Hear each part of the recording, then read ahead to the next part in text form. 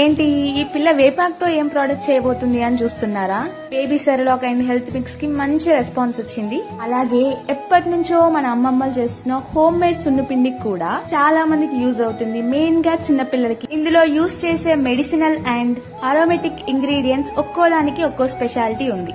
పెసలు మంచి స్క్రబ్బర్ లా పనిచేస్తూ డెడ్ సెల్స్ ని రిమూవ్ చేస్తుంది. కొరియన్ టిప్స్ అని ఈ మధ్య ఫేస్ కి చాలా మంది రైస్ ని యూజ్ చేస్తున్నారు, బట్ అది మన వాళ్ళు ఎప్పటి నుంచో చేస్తున్నారు.